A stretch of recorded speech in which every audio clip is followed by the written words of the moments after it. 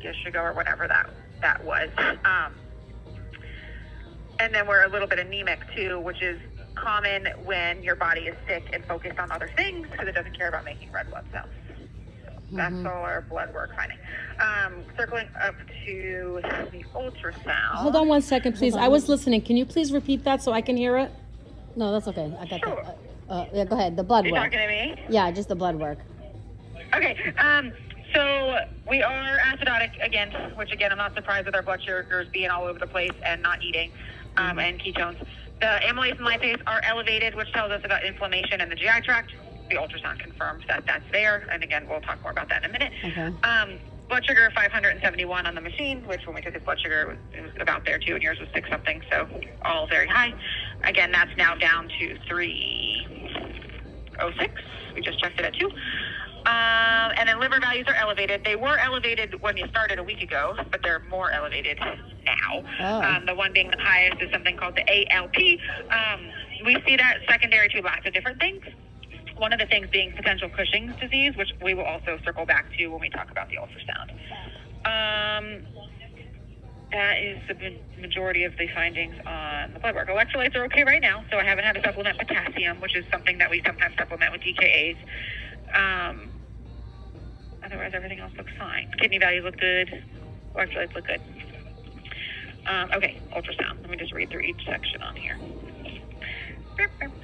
Okay, so ultrasound looks at everything from diaphragm to bladder, kidneys, liver, intestines, stomach, all that good stuff. So, urinary tract all looks fine. Upper urinary tract, lower urinary tract, kidneys, normal. Spleen, normal. The lymph nodes that are in there, normal. And then the free space between all of these organs, normal. So all of that stuff looks normal. We are seeing inflammation in the stomach called gastritis. That's most likely him going a couple days without eating, that stomach acid kind of brewing in there. That would cause, and then inflammation in the intestines as well. We call it enteritis. That's causing that amylase and lipase on those blood works to go up. Liver is bright. They just describe it as a hepatopathy. Very common with 2 things. So diabetes itself can cause that liver to go bright. We know we're diabetic. We know we're kind of an uncontrolled diabetic, so not surprised by that. One other thing that can cause that, again, is Cushing's disease. So we are looking at the adrenal glands here. One of the adrenal glands has a nodule on it that's measuring 1 centimeter, which is small, about the size of like your fingernail, a little bit bigger than a pea. But these adrenal tumors can be hormonally active. And if they're hormonally active and they're producing extra steroid, we call that Cushing's disease. The reason why that's more pertinent for us with Bruno is if he does have Cushing's disease, if you have too much steroid hormone in your body, it can make you resistant to insulin, which can make you very difficult to manage as a diabetic, obviously, because if you're not able to use your insulin, that's just a difficult situation. So we can, if you are interested, and will if you want to, do a test called a low-dose DEX test. We take a blood draw, we give him a smidgy little baby dose of steroids, and then we take a second blood draw, and that will tell us if he has Cushing's disease or not. If he does, we need to get that under control. Otherwise, we're never going to control his diabetes because then he is resistant to insulin, and controlling Cushingoid diabetics is like a nightmare. So we can certainly do that, get that test sent out to the lab, hopefully today. I don't know what time they pick up. If not, it would go out first thing tomorrow, and then it takes about 24 to 48 hours to get those results back. 2 other things that we are seeing on the ultrasound. Gallbladder has some mineralization or sludge in there. That's a precursor to gallbladder stones. So we'll add on a medication called ursodiol that helps the bladder or the gallbladder kind of flush that sludge out of there. The outflow tract looks good. We're not seeing any type of blockage or anything like that, but there is some sludgy, mucusy stuff in there. Also has pancreatitis, which is inflammation of the pancreas. That's secondary to everything else. That's secondary to the liver being swollen, stomach being swollen, not eating for a couple days. I was expecting to find that. That pancreatitis will also drive up that amylase and lipase on the blood work too. So kind of just everything in his belly is inflamed and irritated. And the biggest thing we need to know is if you want me to do that Cushing's test, we can get that ball rolling here shortly. And how much does that test cost? I don't know off the top of my head. I'd have to have a check right back on that. So I have to calculate that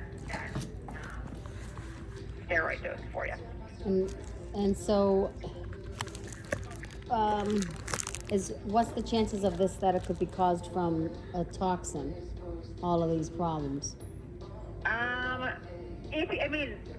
The adrenal nodule that's there wouldn't be caused by toxins. That's a growth. So Okay. that's an actual physical little thing. The inflammation and stuff, if he does have salmonella or something that irritated the crap out of the GI tract, so the gastritis and the enteritis and the pancreatitis, any of that inflammation can come from something they eat that can irritate the GI tract. So that's absolutely a possibility. It's a more nondescript finding. Something has irritated the GI tract to cause of this inflammation.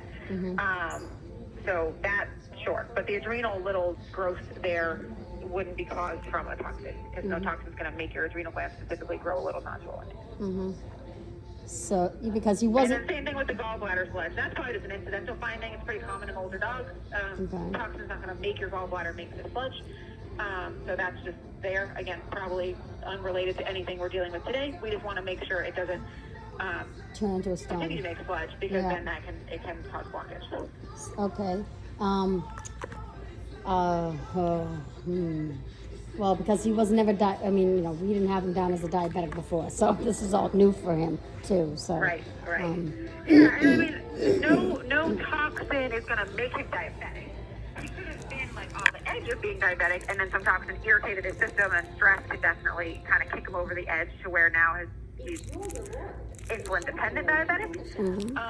But again, no toxin created him to be a diabetic, but I definitely, like we talked about earlier, it could be making him more sick and not feel well and have all the inflammation and da-da-da-da-da. But a toxin didn't make this adrenal little nodule happen. It didn't make him genetically diabetic. So the best thing is to try and test that to see if that's what we have, and then is the Cushing's. If he is a Cushing's dog, managing diabetics alone is a pain in the butt, but managing Cushingoid diabetics is just difficult, because naturally their body has more hormone than it needs. Having this natural hormone makes you completely resistant to your insulin. So we can give him 70 units of insulin, and his body's just not going to use it until we get this hormone level normalized. So we would have to do treatment for that. If we get his Cushing's test back and it's negative, then at least we can say, look, we know he doesn't have something else complicating his ability to be a diabetic, to be more of a managed diabetic. Right. Because otherwise, I think it's worth doing, because if he is, then at least we know why he's not regulating and what his body's really is resistant to it. right. Well, it can't be. It can't be that bad of an expensive test if it's just blood work, right? A couple hundred, it's just 2 blood draws. Let me see if I can look it up in the computer. 400. Hold on a minute. Dexamethasone.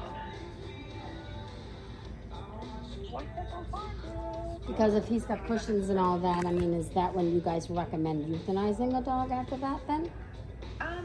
It's definitely an option, because managing, so it's $215.98 for that test. Sorry, I couldn't find it in the computer. Well, okay. I would say yes to do the test, because I need to know. Okay, so we'll get that rolling. Absolutely. So I will tell you from firsthand experience, my parents had 3 Shih Tzus, 2 of which were diabetics. One was a Cushingoid diabetic, and she was hospitalized every 4 months for DKA. Yeah. She didn't eat. She was the heart. They just don't regulate well. And not saying that they can't be done. Not saying that we don't manage them, but they are never regulated diabetics. They just aren't.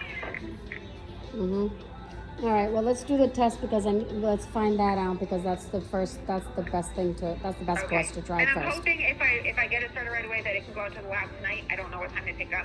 If it doesn't get out tonight, it'll get out first thing tomorrow, and usually we get that back in 24 hours. So hopefully we'll have that result back by Thursday at the latest. I am back in on Thursday. Not that someone can't give you those results tomorrow if they come back in tomorrow.